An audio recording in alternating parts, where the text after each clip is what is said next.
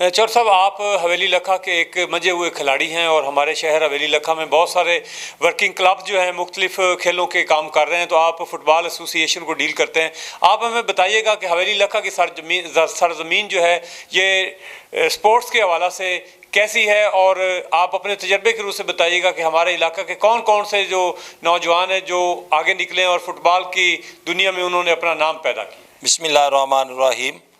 हमारे हवेली लखा शहर में है तो देहात, लेकिन इसमें काफ़ी सारे प्लेयर्स बहुत शौक़ करते हैं और टैलेंट भी है प्लेयरों में।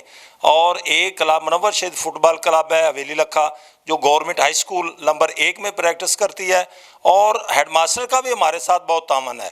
और उससे 3 और क्लबें बन चुकी हैं जो कि अभी खेल रही हैं। 4 क्लबें प्रैक्टिस भी करती हैं अल्हम्दुलिल्लाह। और हमारा एक प्लेयर पहले PIA में सिलेक्ट हुआ और उसके बाद एक रेलवे में है, अब भी इमरान गोल कीपर है, उसमें काम कर रहा है, चल रहा है, वो जॉब भी कर रहा है और उनके साथ रिलेटेड है। अल्हम्दुलिल्लाह हमारी टीम भी प्रैक्टिस कर रही है और अच्छे अच्छे प्लेयर भी बन रहे हैं, इससे आगे निकल रहे हैं, डिपार्टमेंट में भी जा रहे हैं। और हॉकी स्पोर्ट्स के वाले से हवेली लखा अल्हम्दुलिल्लाह बहुत ही अच्छा है। कम वसाइल होने के बावजूद बहुत काम करता है हमारे साथ। काफ़ी लोग दोस्त अहबाब तावन करते हैं, कोऑपरेट करते हैं। शुक्रिया।